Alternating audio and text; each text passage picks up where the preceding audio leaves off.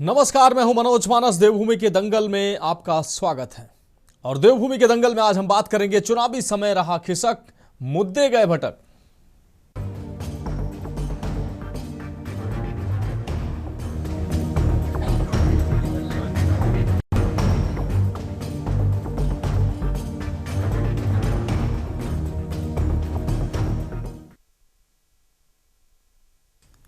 उत्तराखंड में अगले साल 2027 में विधानसभा चुनाव होने हैं। चुनाव से पहले सभी राजनीतिक दल अपना कुनबा बढ़ाने में लगे हुए हैं। बुधवार को जहां बीजेपी ने बड़ी संख्या में लोगों को अपनी पार्टी में शामिल करवाया, तो वहीं गुरुवार को कांग्रेस ने 20 से अधिक सरकारी सेवाओं से सेवानिवृत्त हुए पूर्व अधिकारियों को पार्टी की सदस्यता दिलाई है। इस कार्यक्रम में कांग्रेस प्रदेश अध्यक्ष गणेश गोदयाल और पूर्व मुख्यमंत्री व कांग्रेस के वरिष्ठ नेता हरीश रावत भी मौजूद रहे।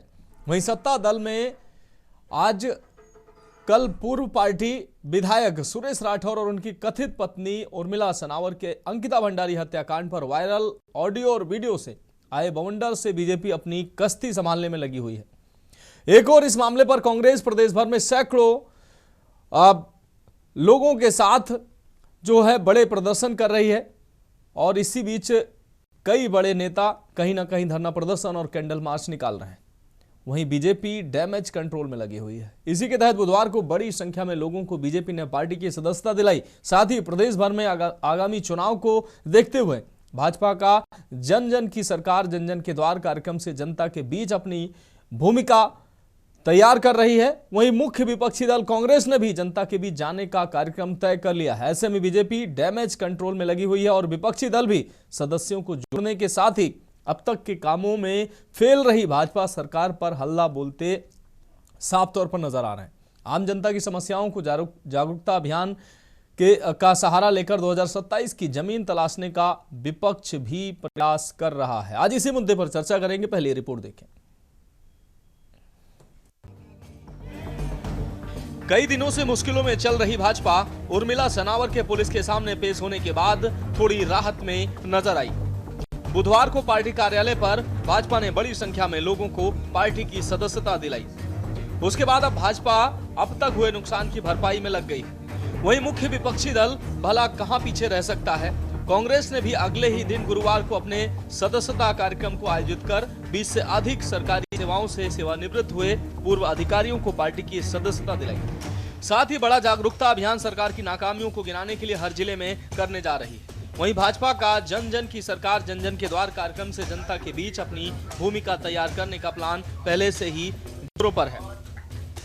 देखिए, देहरादून हमारा राजधानी क्षेत्र है और राजधानी क्षेत्र में अनेक योजनाएं आज चल रही हैं, राज्य सरकार की भी और भारत सरकार की। और हमारे ग्रामीण क्षेत्रों में कई सारे कार्यक्रम भी चल रहे हैं। उन कार्यक्रमों को और जन स्पर्शी बनाया जाए और जन कल्याण केंद्रित बनाया जाए, उसको लेकर और हमारे सभी जनप्रतिनिधियों ने भी जो लगातार विकास कार्यों को आगे बढ़ाते हैं, लगातार जनता के संपर्क में रहते हैं, उन सब के महत्वपूर्ण सुझाव भी यहाँ आए। अपने अपने क्षेत्रों की बात उन्होंने करी है, जहाँ जहाँ काम कर रहे हैं। ये तय हुआ कि वर्ष 2026 के महीने के लगभग पहले ही सप्ताह में ये बैठक यहाँ पर हुई है और इससे और जो हमारे काम हैं उनको तेजी मिलेगी और नवाचार होगा और हमारे सरकार का जो कार्यक्रम जन जन की सरकार जन जन के द्वार जो कार्यक्रम चल रहा है उसको और प्रभावी रूप से लोगों के लिए और उससे मदद हो, सहायता हो, उनके घर के पास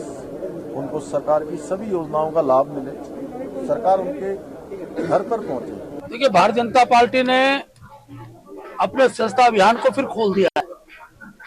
पिछले दिनों से हम पे बहुत दबाव था, पार्टी में आने के लिए बहुत लोग उत्सुक थे, लेकिन क्योंकि अनुमति के बाद इन चीजों को आगे बढ़ाते हैं, अनुमति मिली है।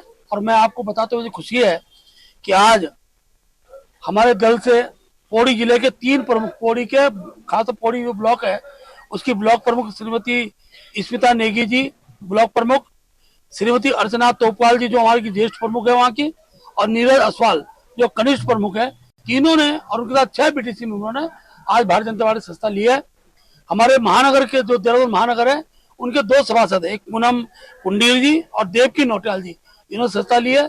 बड़ी संख्या में अभी ऋषिकेश जनपद के, हमारा संगठन जनपद है ऋषिकेश, उसके भी सभासद आज बीजेपी ज्वाइन कर रहे हैं। और फिर उसके पश्चात 29 जनवरी तक हमने पंचायत लेवल पर जाकर लोगों के बीच में हमने चौपाल करनी है। लोगों को ये एक मास कांटेक्ट प्रोग्राम होगा, जो गांव-गांव, घर-घर चौपाल में बैठकर हम चौपाल करेंगे गांव में, और सभी लोगों को इसमें सम्मिलित करते हुए उन्हें बताएंगे। और हमारे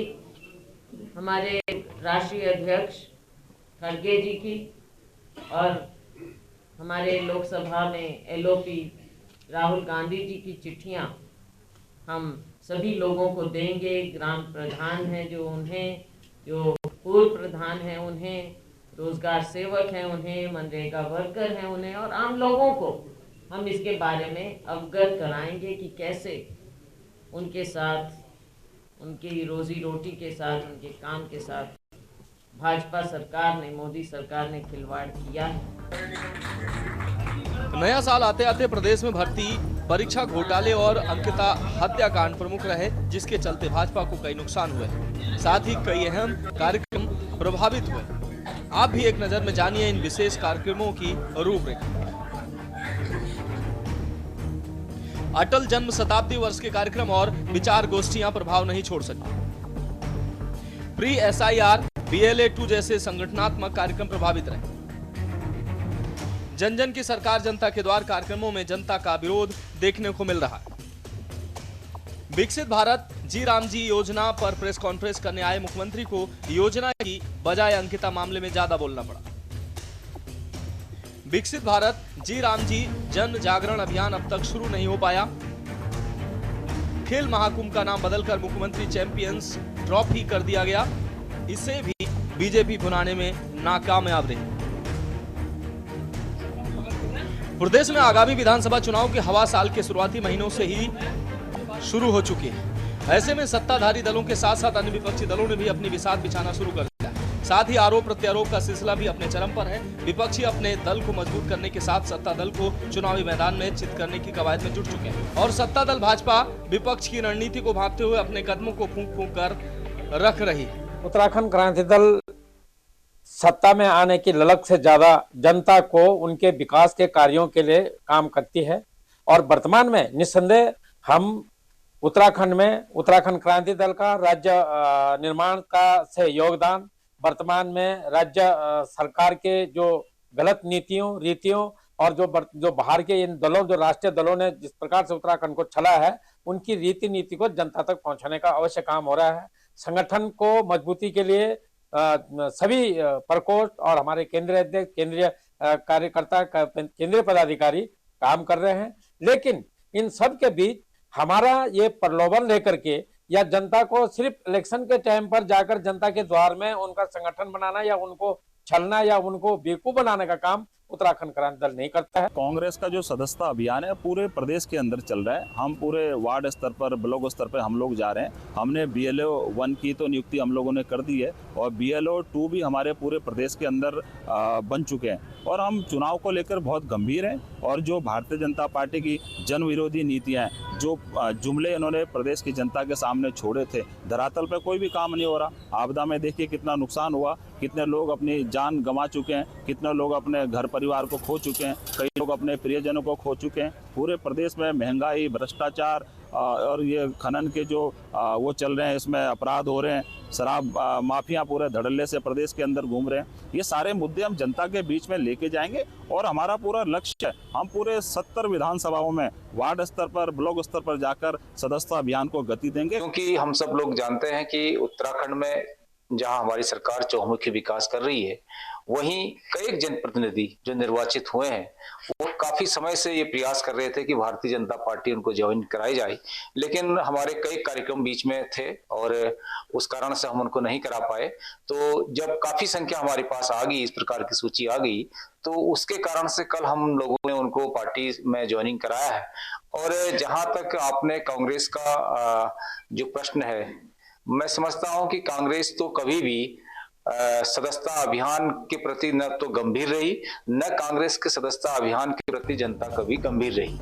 कुल मिलाकर चुनावी दंगल शुरू हो चुका है। हर राजनीतिक दल अपनी तैयारियों में जुटा है, और इस बार भाजपा की 2 बार सरकार को बाहर करने की कवायद भी जारी है। मुद्दे भले ही कोई भी हों, आखिर जनता सब जानती है। इस बार 2027 के चुनावों में भाजपा के लिए भी आसान बात नहीं होगी। अगर इस तरह से आने वाले चुनावी समय पर यह आंदोलन और विभिन्न योजनाओं को भाजपा सरकार जनता के बीच पहुंचाने में असमर्थ रही तो जानकारों के मुताबिक राजनीति के इस दंगल में बड़ा फेरबदल देखने को मिल सकता है। ऐसे में विपक्ष इस दंगल को मंगल में बदलने पर कितना खरा उतरता है, ये देखने वाली बात होगी। Uttarakhand desk report. तो आज इस महत्वपूर्ण मुद्दे पर चर्चा करेंगे कि आखिर जिस तरीके से अंकिता भंडारी हत्याकांड जो है साल 2025 के आखिरी और 2026 के शुरुआती दौर में उत्तराखंड में जिस तरीके से छाया रहा, दूसरी तरफ अब दोनों प्रमुख पार्टियां अब 2027 की तैयारी की ओर आगे बढ़ चुकी हैं।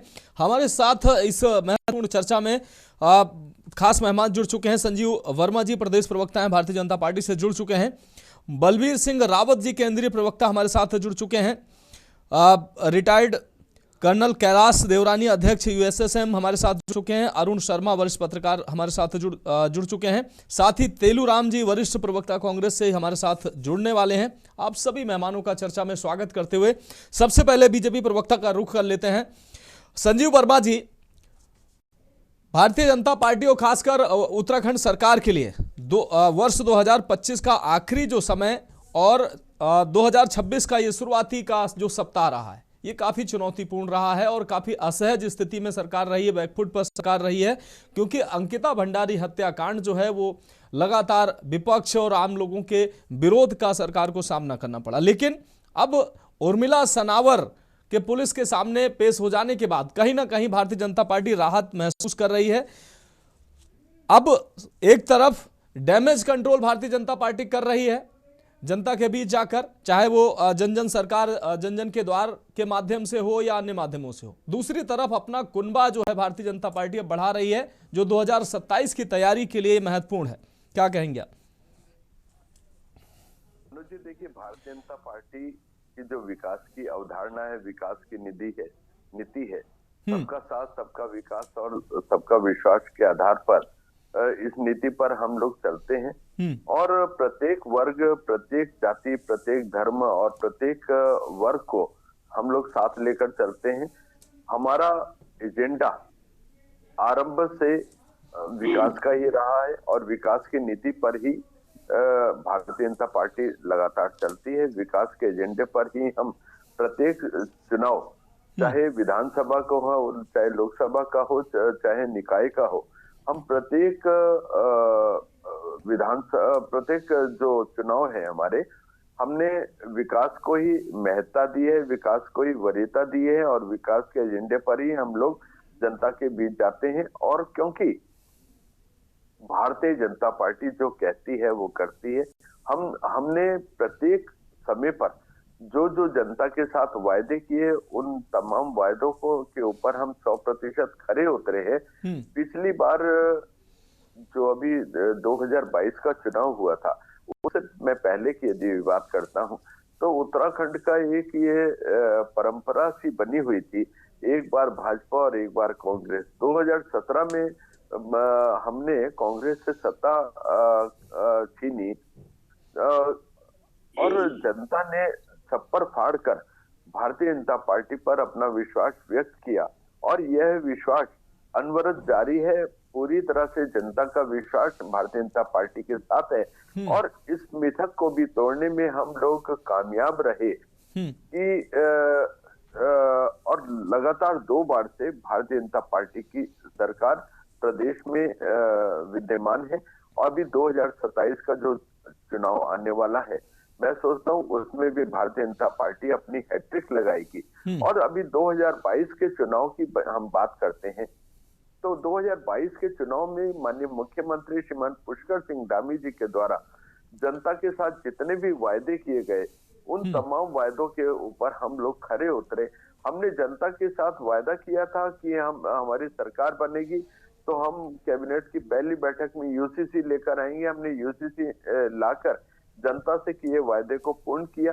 जिस प्रकार से उत्तराखंड में माफिया राज बहुत तेजी के साथ अपनी जड़ें जमाए हुए था, उन निश्चित रूप तमाम से संजीव माफियाओं वर्मा जी, को आप एक- अपनी एक- उपलब्धियां एक- मनोज अपनी जी, उपलब्धियां जो प्लीज। है आखिरी साल में आप अपनी उपलब्धियां लगातार जरूर गिना रहे थे, लेकिन मौजूदा समय अगर बात करें अंकिता भंडारी हत्याकांड का मामला जिस तरीके से सुर्खियों में आया साल के आखिरी महीने में, उसमें आपके जो तमाम जो प्रयास आपके द्वारा तमाम कार्यक्रम जो किए जा रहे थे वो निष्प्रभावी साबित हो रहे थे। चाहे अटल जन शताब्दी पर विचार संगोष्ठी की बात हो, चाहे BLA-2 प्री SIR को लेकर संगठनात्मक कार्यक्रम जो थे, चाहे जनता जन जन की सरकार जनता के द्वार।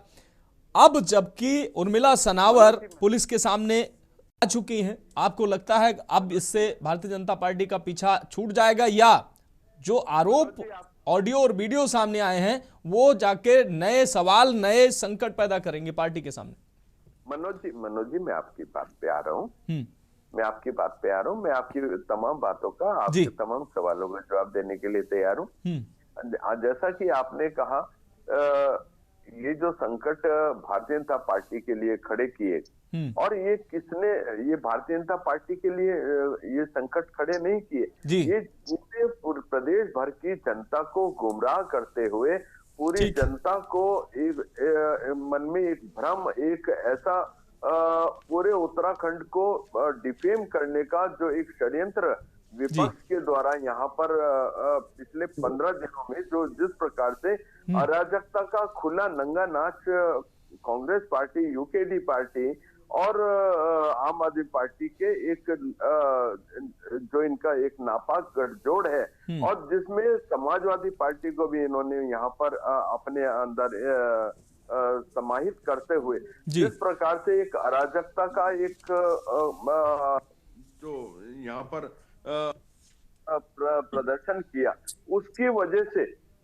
ना केवल हमारी जन जन की सरकार, जन जन के द्वार जो एक हमारा कार्यक्रम सरकार के द्वारा पहले से पूर्व निर्धारित था, हम जो जन जन तक जनता की तमाम योजनाओं को लेकर जाने वाले थे, उस तमाम कार्यक्रमों को डिरेल करने का एक षड्यंत्र कांग्रेस पार्टी के द्वारा किया गया जी, और तमाम ऐसी योजनाओं को बाधित करने का षड्यंत्र और पाप करने का काम कांग्रेस पार्टी के द्वारा किया गया। मैं सोचता हूं कांग्रेस पार्टी को उत्तराखंड की जनता से माफी मांगनी चाहिए, और जिस प्रकार से इन्होंने झूठ बोला और बेटी अंकिता हत्याकांड में उस बेटी को लगातार ये लोग अपमानित कर रहे हैं, और मैं सोचता हूँ अपने षड्यंत्र में इनको मुंह खानी पड़ी। अभी जो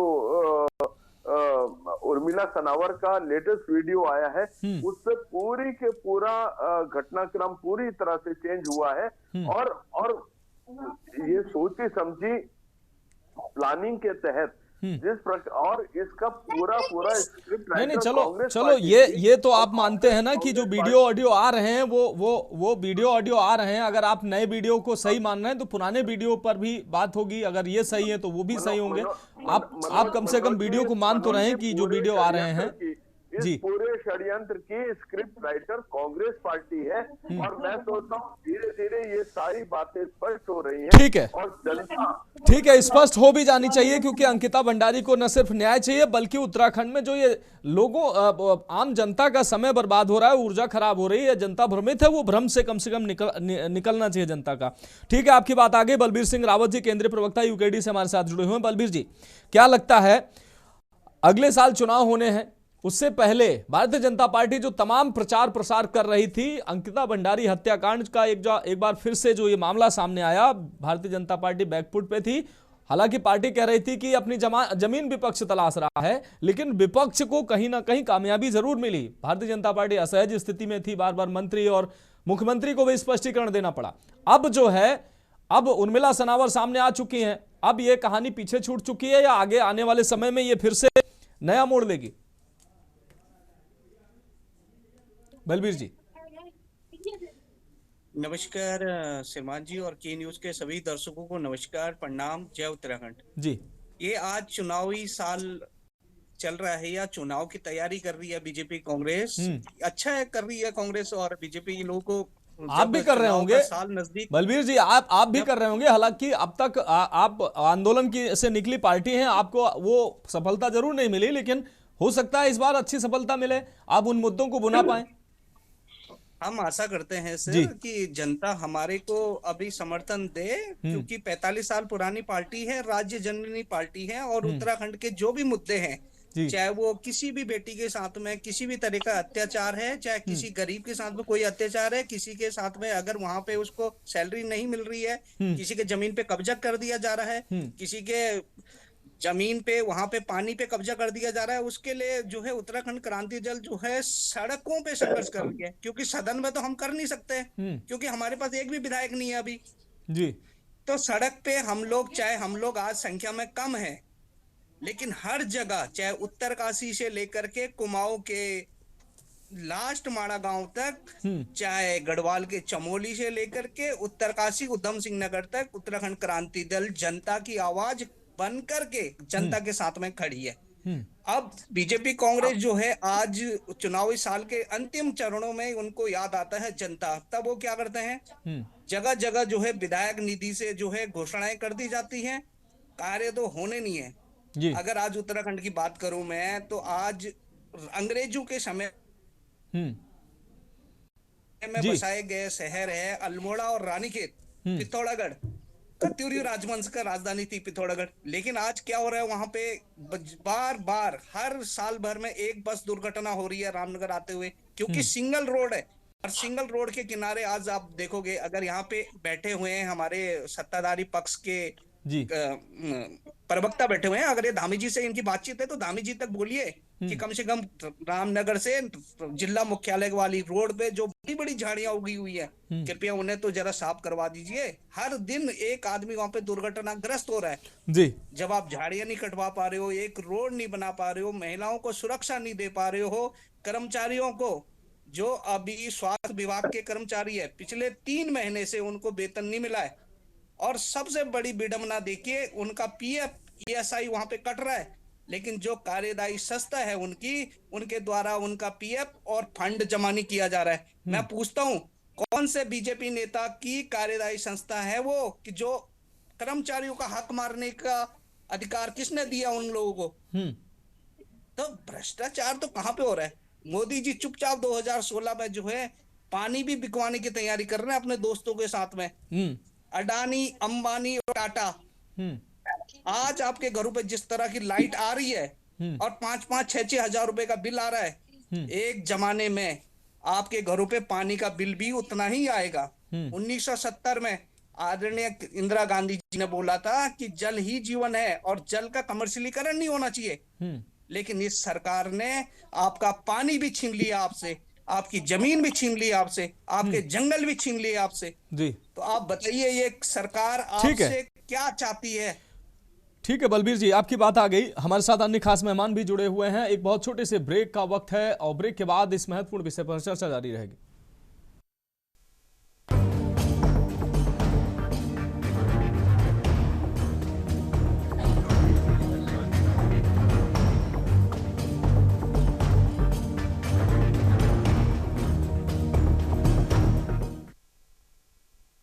तो ब्रेक के बाद देवभूमि के दंगल में एक बार फिर से आपका स्वागत है। सीधे चर्चा का रुख करेंगे। हमारे साथ रिटायर्ड कर्नल कैलाश देवरानी जी भी जुड़े हुए हैं। कैलाश जी, आपका चर्चा में स्वागत करते हुए आपसे अहम सवाल, जिस प्रकार से अंकिता भंडारी हत्याकांड पिछले 1 महीने से उत्तराखंड में काफी सुर्खियों में रहा, अब क्या लगता है उर्मिला सनावर के सामने आ जाने के बाद ये मुद्दा पीछे चला गया है और अब उत्तराखंड में जो तमाम राजनीतिक दल अब 2027 की तैयारी में चलेंगे, क्योंकि भारतीय जनता पार्टी ने अब कार्यकर्ताओं को जोड़ने, कुनबा बढ़ाने में जुट गई। दूसरी तरफ कांग्रेस भी तैयारी में है, लेकिन कांग्रेस अब इस अंकिता भंडारी या तमाम ऐसे जो मुद्दे हैं उनको लेकर एक अभियान चलाने की बात कह रही है। आपकी प्रतिक्रिया?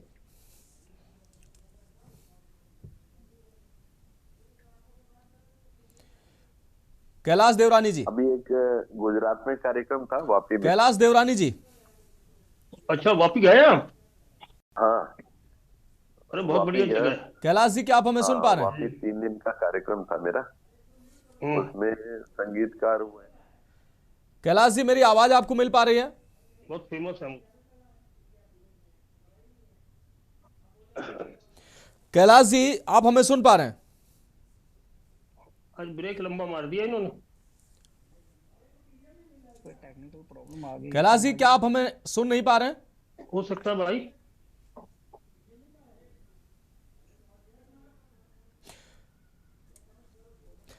मुझे लग रहा है कि मेरी आवाज हमारे मेहमानों तक नहीं पहुंच पा रही है। दोबारा से उनसे जुड़ने का प्रयास आ करेंगे। रही है आपकी आवाज? कैलाश जी, क्या आप हमें सुन पा रहे हैं? कैलाश देवरानी जी। हाँ जी, हाँ जी। बिल्कुल कैलाश देवरानी जी, अब ब्रेक से वापस आने के बाद आपसे मेरा प्रमुख सवाल था, हालांकि आप तक आवाज नहीं पहुंच पाई, शायद इस वजह से आपने जवाब नहीं दिया। मैं सवाल दोहरा देता हूं। उत्तराखंड जो है वो उत्तराखंड में पिछले लगभग 1 महीने से जिस तरीके से अंकिता भंडारी हत्याकांड का ये मामला एक बार फिर से सुर्खियों में रहा, सत्ता पक्ष जो है असहज स्थिति में रहा, वहीं विपक्ष जो है वो मुखर तौर पर विरोध करता नजर आया। लेकिन अब उर्मिला सनावर के सामने आ जाने के बाद क्या लगता है ये मुद्दा पीछे चला जाएगा? दूसरी तरफ जो भाजपा, कांग्रेस और अन्य पार्टियां अपना कुनबा बढ़ाने में लगी हैं, तो क्या 2027 की तैयारी की तरफ अब ये पार्टियां मूव कर चुकी हैं? और ये जो मुद्दे हैं, भारतीय जनता पार्टी अब डैमेज कंट्रोल के बाद अब 2027 की तैयारी कर रही है, जबकि कांग्रेस भी अब तमाम जो अब विषयों को लेकर भारतीय जनता पार्टी का विरोध भी करने की प्लानिंग कर रही है। दूसरी तरफ जो है अपने कुनबे को बढ़ाने की तैयारी में है। क्या लगता है अंकिता भंडारी हत्याकांड का ये जो मामला है अब ये पीछे जा रहा है, या अब आगे नए खुलासे होंगे? क्योंकि उर्मिला सनावर ने जो आरोप लगाए हैं, नए नए वीडियो सामने आ रहे हैं। जी, सबसे पहले तो मनोज जी जय हिंद जी। और जैसे अभी हमारे भारतीय जनता पार्टी के प्रवक्ता ने कहा कि विपक्ष इनके लिए संकट खड़ा कर दिया और माफी मांगनी चाहिए जी, और ये सब कुछ स्पष्ट कर देंगे जो भी है।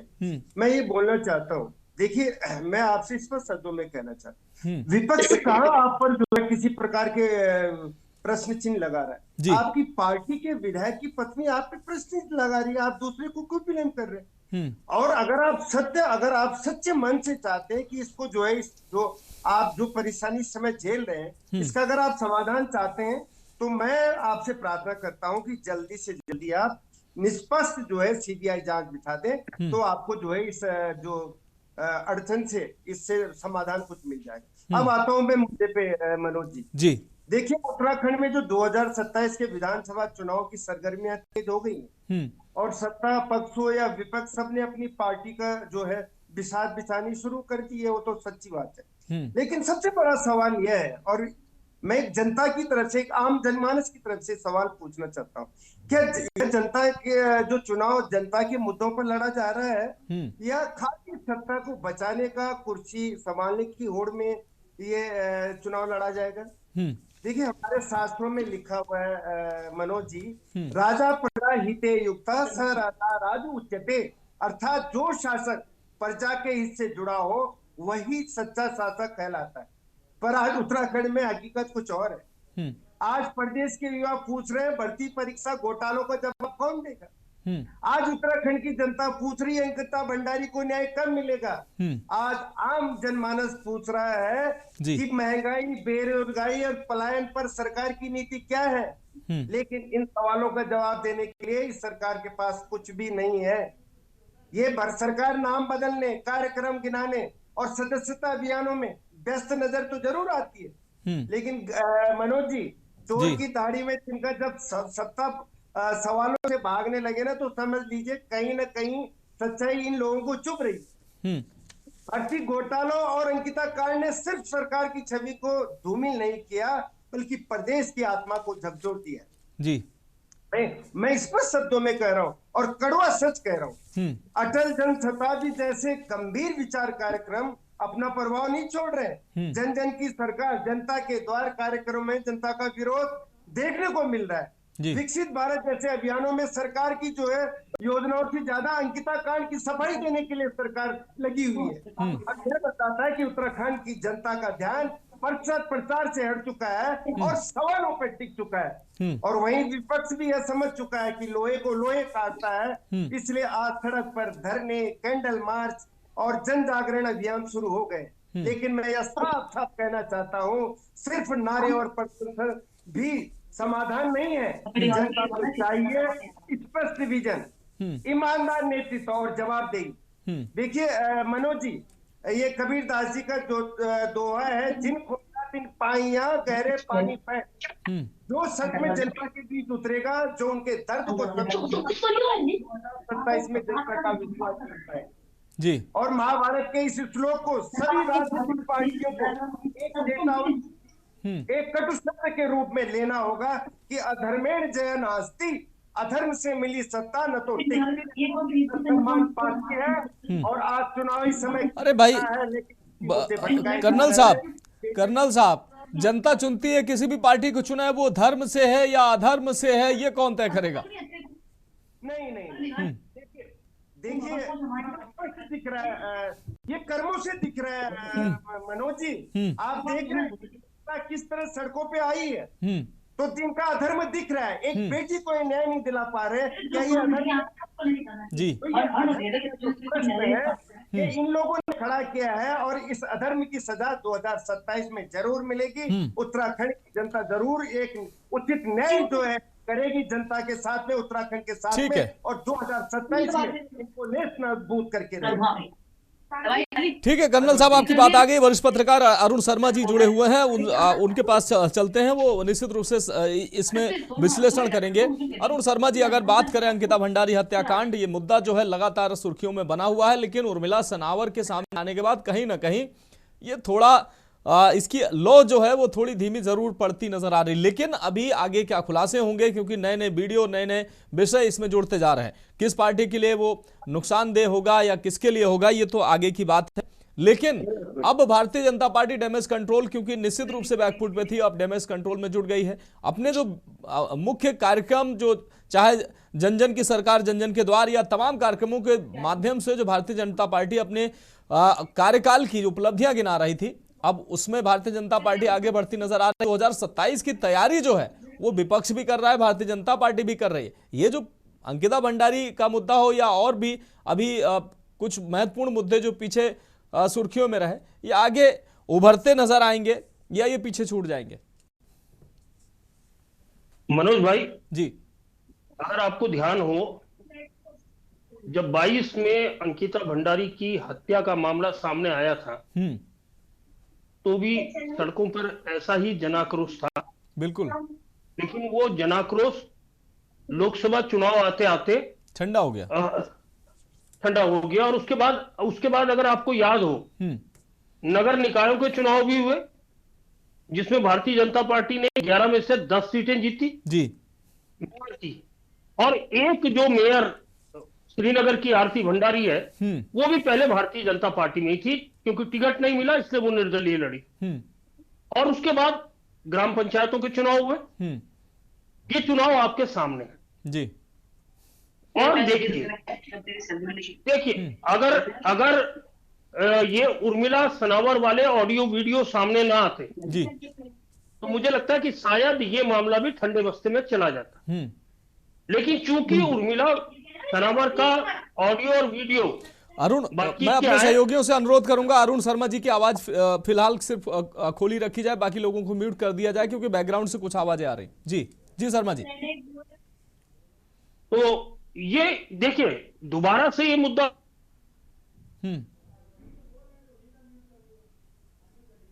अरुण शर्मा जी, आप अनम्यूट कर लीजिए, आपका शायद अनम्यूट हो गया। जी, हो गया।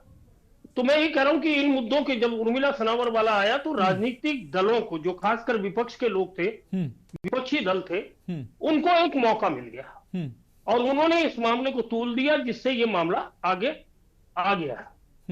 अगर कानूनी तौर पर हम देखें तो 3 आरोपी थे, तीनों को सजा मिल चुकी है, वो आजीवन सजा काट रहे हैं। लेकिन उसके बावजूद जो विपक्ष की शंकाएं थी, और खासकर जो मुख्यमंत्री ने अंकिता भंडारी के माँ बाप से बात की और उन्होंने जो इच्छा जताई, उस पर भी मुख्यमंत्री ने आश्वासन दिया कि जो उनकी इच्छा है उसे पूरा कर दिया जाएगा। मतलब अगर वो सीबीआई की मांग करते हैं तो वो नए तथ्यों के आधार पे वो जांच हो सकती है, लेकिन वो नए तथ्य आने चाहिए, क्योंकि उर्मिला सनावर से कल और परसों 2 चरणों में एसआईटी ने देहरादून में भी और हरिद्वार में भी लंबी पूछताछ की है जी। और उसके बाद जो भी चीजें सामने आएंगी, क्योंकि फॉरेंसिक जांच होनी है उन एविडेंस की, उसके बाद ये पता लगाना है कि वो सही है या गलत है, उसके बाद ये सारी चीजें तय होंगी। दूसरी तरफ आप बात कर रहे थे, केवल ये नहीं कि ये 24 का लोकसभा चुनाव या उसके बाद के 63 पंचायत और निकाय चुनाव जी। अमित भाई अगर पुराना इतिहास देखें 2014 से लेकर आज तक भारतीय जनता पार्टी 3 लोकसभा चुनाव और 2 विधानसभा चुनाव बहुत अच्छी तरीके से जीत चुकी है। ये आपको पता है, 5 की 5 लोकसभा सीटें भारतीय जनता पार्टी के पास है और दोनों विधानसभा चुनाव में बहुमत से कहीं ज्यादा उनको विधानसभा की सीटें मिली जी। तो इसको भी ध्यान में रखना चाहिए। और निश्चित तौर पर देखिए ये एक भावनात्मक मुद्दा था अंकिता भंडारी वाला, तो उस भावनात्मक मुद्दे में उसी तरह लोग सड़कों पर निकल के आए। वो मुझे लगता है केवल कॉल थी और कॉल के बाद बहुत सारे लोग निकल के आए क्योंकि भावनात्मक मुद्दा था, जैसे उत्तराखंड आंदोलन में निकलते थे जी।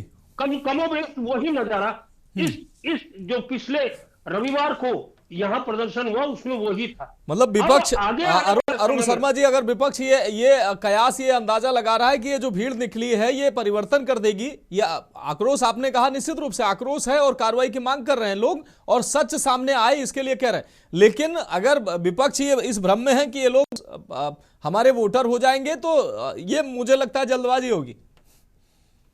बिल्कुल आपका आंकलन बिल्कुल सही है, हमारा भी वही आंकलन है। जो खासकर हम पत्रकार ऐसी घटनाओं को कवर करते हैं तो हमारा भी वो भावनात्मक मुद्दा था, इसलिए लोग सड़कों पे निकल के आ गए जी। और ऐसा नहीं है इसके बाद भी अगर इस तरह का कोई मुद्दा आएगा, भगवान ना करे ऐसा हो, लेकिन अगर कोई आएगा तो फिर भी लोग सड़क पे निकल के आएंगे क्योंकि उत्तराखंड की जनता कहीं ना कहीं पॉलिटिकल रूप से बहुत सजग है जी।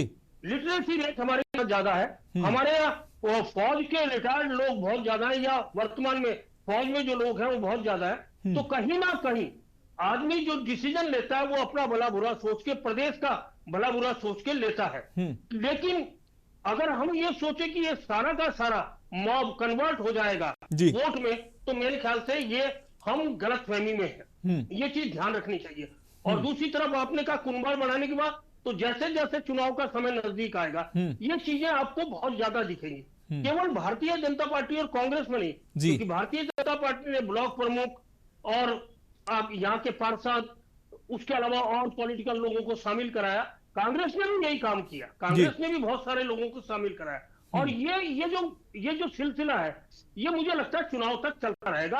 अभी छोटे नाम आए हैं, फिर आपको बड़े बड़े नाम आते दिखेंगे। जिला पंचायत मान लिया अध्यक्ष कोई जो दूसरी पार्टी का वो कांग्रेस में शामिल हो जाए या भाजपा में शामिल हो, या विधायक जो वर्तमान है जी, पूर्व विधायक है वो शामिल हो जाए, तो ये सिलसिला आपको आने वाले दिनों में और ज्यादा देखने को मिलेगा। क्योंकि जैसे जैसे चुनाव का माहौल गर्म होगा ये चीजें चलती रहती है। जो हमने पिछले लगातार चुनाव में देखा है, 2002 में पहला चुनाव हुआ और आज तक हम देख रहे हैं कि आज इस पार्टी में सत्ता में है तो विधायक उस पार्टी में, और कल दूसरी पार्टी सत्ता में है तो उधर चला गया। और स्थिति यह है कि क्षेत्रीय दलों को अपनी ताकत बढ़ाने पर जोर देना चाहिए। केवल ये नहीं कि आप बयानबाजी करते रहे, लेकिन क्षेत्रीय दल इस उत्तराखंड के राज्य आंदोलन की लीड रहे हैं और उनको कम से कम जनता से अपना वो हक मांगना चाहिए। और स्थिति यह है कि पहली विधानसभा 2002 में यूकेडी के 4 विधायक थे, आज 0 है जी। तो कहीं ना कहीं उनको अपने गिरेबान में भी झांकना होगा कि आखिर किस वजह से जनता उन्हें लगातार नकार रही है। सही कह रहे हैं आप, बिल्कुल हमारे साथ बने रहिए। कर्नल देवरानी जी कुछ कहना चाह रहे थे, उसके बाद हम आगे बढ़ेंगे। कर्नल साहब अपनी बात रख सकते हैं कम शब्दों में। हाँ जी, हाँ जी। देखिए मनोज जी, मैं ये बोल रहा हूँ, ये अगर ये भारतीय जनता पार्टी की सरकार निष्पक्ष चुनाव करवाती है और ईमानदारी से अगर 2027 का चुनाव लड़ते हैं तो एक नया जो है विकल्प आपको देखने को मिलेगा, ये मैं आपको आश्वासन दिलाना चाहता हूँ। भाई कर्नल साहब, चुनाव आयोग चुनाव कराएगा, भारतीय जनता पार्टी चुनाव नहीं कराएगी, चुनाव आयोग कराएगा। और अब जब इससे पहले दूसरी सरकारें थी तब भी चुनाव आयोग करा रहा था, अब इसमें यह क्या कि चुनाव भारतीय जनता पार्टी निष्पक्ष कराएगी? इसका मतलब चुनाव निष्पक्ष नहीं हुए थे पिछली बार। मनोज जी, अभी आप बात कर ली थी एसआईटी की। देखो, एसआईटी से आप निष्पक्ष जांच कैसे मान सकते हैं? एसआईटी किसके अंडर में? उत्तराखंड सरकार के पुलिस जो उत्तराखंड सरकार के अंडर में है पुलिस। एसआईटी जांच कौन कर रही है? वो पुलिस कर रही है। क्या उससे आप निष्पक्ष? कर्नल देवरानी साहब माफ कीजिएगा, अब इस तरीके से केंद्र में भी भाजपा सरकार है, वहां सीबीआई भी केंद्र के अंडर में है। कांग्रेस समय समय पर उसको तोता कहती रही है। अगर सीबीआई ऐसे, तो सीबीआई जांच भी हो जाएगी तो भी आप कहेंगे कि भाई ये तो इनके अंडर में है, ये तो इनके तोता है, हम भरोसा नहीं करते हैं। भाई भरोसा एजेंसियों पर भरोसा करना पड़ेगा ना देवरानी साहब, कर्नल देवरानी साहब, भरोसा एजेंसियों पे कम से कम भरोसा करना पड़ेगा। वही आपके सरकार में थी, वही मौजूदा सरकार में है, वही पिछली सरकारों में थी। क्योंकि एसआईटी जांच से साफ दिख रहा है कि मुद्दों को कहीं ना कहीं भटकाया गया, वीआईपी को छुपाया गया। इसलिए हम एसआईटी की जांच की बजाय सीबीआई की जांच की मांग कर रहे हैं। अच्छी बात है, सीबीआई जांच अगर आप मांग कर रहे हैं और तथ्य सामने आप लाइए, और सरकार भी कह रही है लाइए, और उसके आधार पर हो जाना चाहिए। मैं कोई पक्ष नहीं हूं, लेकिन मुझे लगता है कि किसी भी विषय पे, और ये विषय गंभीर है, अगर लोग संतुष्ट नहीं है, माँ बाप छोड़ दीजिए, अगर उत्तराखंड की जनता संतुष्ट नहीं है तो भी अगर ये जांच हो जाने से अगर संदेह खत्म होता है तो हो जानी चाहिए। ठीक है बलबीर जी, हम आपके पास आ रहे हैं। बलबीर जी, क्या लगता है कि इस तरीके के, जैसा कि भारतीय जनता पार्टी आरोप लगाती रही है कि विपक्ष जमीन तलाश रहा है, जमीन नहीं है, उसकी जमीन खिसक चुकी है, तो क्या इस तरीके के मुद्दे, जो अंकिता भंडारी का मुद्दा हो या पिछले तमाम बेरोजगारी का मुद्दा हो, परीक्षाओं का मुद्दा हो, इसको लेकर ये जो है भारतीय जनता पार्टी के विरोध में ये मुद्दे आपको दिखाई देते हैं? विपक्ष जो है इसको जो है चुनाव में भुना पाएगा, या ये सिर्फ भावनात्मक विरोध है, समय समय पर होते हैं, और लेकिन इसका चुनाव से कोई लेना देना नहीं है? ठीक है मनोज जी, तो हमारा फर्ज बनता है। मुझसे पूछा आपने? कर्नल साहब आपकी बात आ गई। बलबीर जी अपनी बात रखें। कर्नल साहब जो है, ठीक है कर्नल साहब आएंगे, फिर से हम आएंगे आपके पास। बलबीर जी बात कंप्लीट करें। दादा एक सेकंड में आपको अपनी बात में क्लियर कर दूं कि उत्तराखंड क्रांति दल कभी भी चुनाव में जीतने के लिए या फिर सत्ता पाने के लिए जनता के मुद्दे नहीं उठा रही है। उत्तराखंड क्रांति दल जो है, उत्तराखंड पहाड़, उत्तराखंड की आवाज है। अगर उत्तराखंड में कहीं भी किसी भी व्यक्ति के साथ में अन्याय होगा तो उत्तराखंड क्रांति दल बिना कोई लोभ लालच सत्ता के सुख को भोगने के लिए नहीं सड़कों पे उतर रही है। अच्छी बात है, लेकिन अगर आप ये कह रहे हैं कि हम चुनाव में जीतने के लिए चुनाव में नहीं जाते हैं, तब तो मुझे लगता है आप गलत कह रहे हैं। आपको जनता स्वीकार नहीं करती है। अब कौन पार्टी है कि चुनाव में इसलिए नहीं जाती कि वो सिर्फ अपनी उपस्थिति दर्ज कराने जाती है, जीतने नहीं जाती है। जनता अगर जीत आपके साथ होगी तो निश्चित रूप से जीत भी होगी। अभी सड़कों पर आप आवाज उठा रहे हैं, वही आवाज सदन में उठा पाएंगे आप? जी, जिस दिन जनता हमें चुन करके सदन में भेजेगी, हम सदन में भी उस तरह के कार्य करेंगे, और सबसे पहले इस तरह के जो संदिग्ध लोग हैं इनको जेल भी पहुंचाने का कार्य उत्तराखंड क्रांति दल करेगी। क्योंकि सत्ता में बैठ करके अय्यासी, भ्रष्टाचार, उत्तराखंड में गरीबी, पलायन, बेरोजगारी देने का जो कार्य किया है राष्ट्रीय दलों ने, सत्ता पक्ष ने, उसको तुरंत, और जो सत्ता में बैठे हुए उसके अधिकारी है उनको भी जेल में भेजने का कार्य उत्तराखंड क्रांति दल करेगी। और जनता उत्तराखंड की ये समझ चुकी है कि उसकी आवाज अगर कोई बन सकता है या कोई बन रहा है सड़कों पे, तो वो उत्तराखंड क्रांति दल है। इस चीज के लिए जनता हमें जो है चुन करके 2027 में जरूर उत्तराखंड की सदन में भेजेगी।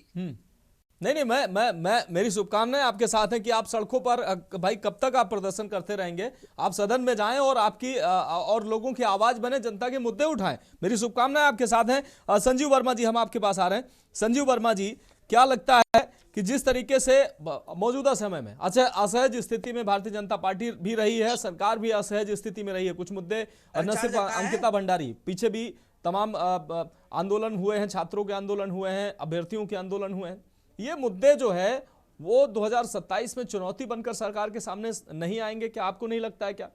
क्योंकि उत्तराखंड की जो जनता है, अभी शर्मा जी ने कहा कि बहुत ही जागरूक जनता है, लिटरेसी रेट अपनी जगह, लेकिन जागरूक जनता है, उसको सही गलत और फैसला करना आता है, और चुनाव में वो सही डिसीजन लेगी। वर्मा जी। मनोज जी देखिए जी, हाँ, सुन पा रहे हैं मुझको? बिल्कुल, आप अपनी बात रखें। मनोज जी, देखिए मैंने पहले भी इस बात का उल्लेख किया कि Bharatiya Janata party positive politics पर विश्वास करती है।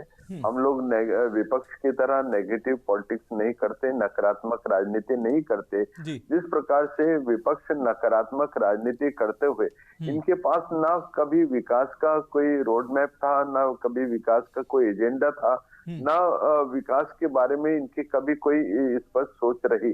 जब जब विपक्ष की यहाँ पर सरकारें रही, कांग्रेस की यहाँ पर 10 साल सरकार रही, और तो 10 साल में इन्होंने क्या किया, पहले तो उस बात का कांग्रेस पार्टी को जवाब देना चाहिए, क्योंकि आज आपकी डिबेट से कांग्रेस पार्टी पूरी तरह से गायब है। मैं सोचता हूँ क्या मुंह लेकर डिबेट में जाते, शायद इसी वजह से मेरे द्वारा बुलाया गया था, लेकिन शायद उनकी कुछ मजबूरियां रही होंगी, या वो सामना फेस नहीं करना चाह रहे होंगे, इसलिए नहीं आए।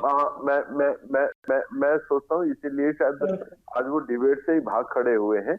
और जिस प्रकार से भारतीय जनता पार्टी की यदि आप बात करते हैं, तो हम टाइम बाउंड विकास की एक नई अवधारणा के साथ जिस प्रकार से भारतीय जनता पार्टी लगातार काम कर रही है, टाइम बाउंड हमारी प्रत्येक योजनाएं जो समय दे दिया शिलान्यास के समय, उसी नियत समय पर हम लोग परियोजना का हम लोग उद्घाटन कर रहे हैं। पूर्ववर्ती कांग्रेस सरकारों में अवैध खनन हुआ करता था, आबकारी नीति के नाम पर डेनिस का जो खुला कारोबार यहाँ पर चलता रहा, जिस प्रकार से भर्ती घोटाले होते हैं, तमाम माफियाओं को लगातार संरक्षण दिया जाता रहा, किसी से छुपा नहीं है। आज भारतीय जनता पार्टी में माननीय मुख्यमंत्री जी की दृढ़ सोच और एक दृढ़ इच्छा शक्ति वाली सरकार है, जो युवाओं का खोया हुआ विश्वास को वापस लौटाने में कामयाब रही है।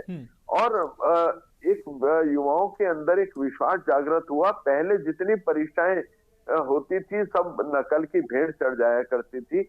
आज युवा जो परीक्षाएं दे रहे हैं, 3-3, 4-4 परीक्षाओं में युवा हो रहे हैं और उनके ठीक है, माफी चाहते हैं संजीव वर्मा जी, आपकी बात आ गई। अपने हमारे साथ जुड़े सभी मेहमानों का इस खास चर्चा में जुड़ने के लिए बहुत शुक्रिया। आगे हम सवाल लेना चाह रहे थे, लेकिन समय की मजबूरी की वजह से आप सभी मेहमानों का बहुत शुक्रिया करना चाहेंगे। इस बीच बड़ी खबर सामने आ रही है, उत्तर प्रदेश के बांदा से इस वक्त की बड़ी खबर सामने आ रही है। के न्यूज की खबर का बड़ा असर हुआ है। इस वक्त की बड़ी खबर, बांदा के बहुचर्चित खेल मैदान की नीलामी पर रोक लगी है। मुखरता से की न्यूज ने इस खबर को उठाया था। राइफल क्लब खेल मैदान की नीलामी पर रोक लगी है। इस वक्त की बड़ी खबर उत्तर प्रदेश के बांदा से सामने आ रही। सदर विधायक प्रकाश द्विवेदी ने लिखा था मुख्यमंत्री को पत्र लिखकर मुख्यमंत्री से मुलाकात की थी और इस विषय को गंभीरता से उठाया था। खेल मैदान की नीलामी प्रक्रिया को रोकने की अपील मुख्यमंत्री से की थी। सदर विधायक ने मुख्य सचिव से भी मुलाकात कर इस विषय को गंभीरता से लेने का अनुरोध किया था और अब के न्यूज ने जनहित प्रोग्राम में इस मुद्दे को प्रमुखता से उठाया था। और के न्यूज इंडिया की खबर का बड़ा असर हुआ है, बड़ा और दमदार असर हुआ है के न्यूज इंडिया की खबर का। के न्यूज की खबर का बड़ा असर हुआ है। सदर विधायक ने, आपको बता दें, कौन सी चाहते हैं, लेकिन लगातार आंदोलनों के चलते सरकार दबाव में आई और सदर विधायक प्रकाश द्विवेदी के अथक प्रयास से उन्होंने मुख्यमंत्री से को पत्र लिखा, मुख्यमंत्री से मुलाकात की और इसके बाद उन्होंने प्रमुख सचिव से मुलाकात की और इसके बाद जानकारी मिल रही है सोशल मीडिया के माध्यम से कि राइफल क्लब खेल मैदान की नीलामी को रोक दिया गया है। हमारे साथ हैं पूर्व खिलाड़ी और समाज सेवी, इनसे ही बात करेंगे और जानेंगे क्या है मामला। सर, क्या नाम है आपका? अनिल मिश्रा नाम है। मिश्रा जी, ये जो जानकारी मिल रही है क्या है पूरा मामला कि ये रोक दिया गया है, इसमें कितनी सच्चाई है? ये सदर विधायक प्रकाश द्विवेदी जी को इस मुद्दे को समस्त वरिष्ठ खिलाड़ियों ने, समाज सेवी संगठनों ने उनके संज्ञान में दिया। इस जनहित के मुद्दे को उन्होंने संज्ञान में लेकर मुख्यमंत्री तक इस बात को पहुंचाया गृह सचिव के माध्यम से, जो उनकी पोस्ट विभिन्न सोशल मीडिया के प्लेटफार्मों पर वायरल हो रही है। और मैं ये जान रहा हूं कि चूंकि सदर विधायक सरकार के लिए भी ये बहुत आवश्यक था, जन आक्रोश लगातार बढ़ता जा रहा था, खिलाड़ियों में लगातार सरकार के प्रति जो खेल के लिए सरकार खेलो इंडिया को आगे बढ़ा रही थी, उस सरकार के उस नारे को खेलेगा इंडिया तो जीतेगा इंडिया, जब खेल का मैदान ही नहीं बचेगा तो कहाँ खेलेगा इंडिया। तो जो प्रकाश द्विवेदी जी ने इस पूरे मामले को लेकर मुख्यमंत्री जी को उसको अवगत करवाया और गृह सचिव के माध्यम से निर्देशित किया गया है कि इसकी नीलामी प्रक्रिया रोकी जाए। लेकिन मैं एक वरिष्ठ खिलाड़ी, पूर्व खिलाड़ी होने के नाते, समाज सेवी होने के नाते यह मांग करता हूं सरकार से कि सरकार इसको पूर्ण रूप से खेल मैदान का दर्जा दे, क्योंकि राइफल क्लब 1902 में से लगातार खेल का मैदान रहा है। बीच में किन कतिपय कारणों से वो खेल के मैदान से बीडीए के अधिग्रहण में चला गया, इसकी जांच की जानी चाहिए। और इस खेल का मैदान जो बांदा में खेल के मैदानों के हृदय की धड़कन माना जाता है, बहुत सारे वरिष्ठ खिलाड़ी, मेजर ध्यानचंद जिसमें सम्मिलित हैं, भारत रत्न से सम्मानित किया गया, पीयूष चावला, आरपी सिंह जैसे क्रिकेट के खिलाड़ी उस मैदान पर खेल कर गए हैं और बहुत सारे ऐतिहासिक तथ्य उस मैदान से जुड़े हुए हैं। तो ये हर खिलाड़ी की धड़कन में धड़कता है राइफल क्लब मैदान। मैं सरकार से ये मांग करता हूं कि इस नीलामी प्रक्रिया को रोककर राइफल क्लब मैदान को पूर्ण खेल मैदान का दर्जा प्रदान करें, ताकि इस ऐतिहासिक धरोहर को बचाया जा सके। ये थे हमारे साथ वरिष्ठ समाज सेवी और पूर्व खिलाड़ी जिन्होंने राइफल क्लब खेल मैदान के बारे में पूरी जानकारी दी। और ये वही राइफल क्लब खेल मैदान है जहां कई राष्ट्रीय और अंतर्राष्ट्रीय खिलाड़ियों ने वहां प्रतिभाग किया और यहां से प्रतिभाएं निकलकर पूरे प्रदेश और देश में अपना नाम रोशन किया। बांदा से के न्यूज के लिए भगत सिंह। तो इस खबर पर ज्यादा जानकारी के लिए हमारे संवाददाता भगत सिंह हमारे साथ जुड़ गए हैं। भगत, अगर बांदा के राइफल क्लब की अगर बात करें, काफी सुर्खियों में था, बहुत चर्चित ये मैदान जिसकी नीलामी की बात की जा रही थी, लेकिन अब रोक लग गई है। क्या कुछ अहम जानकारी सामने आ रही? मनोज, मैं आपको बता दूं कि के न्यूज ने इस खबर को प्रमुखता से उठाया था। बांदा का ये इकलौता खेल मैदान जिसे बीडीए ने कब्जा करके इसको नीलामी के लिए लगा दिया था, जिसकी नीलामी तारीख 21 जनवरी रखी गई थी। यहाँ पर सभी विपक्षी दलों, खेल प्रेमियों और साथ में खिलाड़ियों ने के अंदर जो आक्रोश था वो जनता के सामने आया। लगातार आंदोलन किए गए और के न्यूज ने इस खबर को प्रमुखता से उठाया।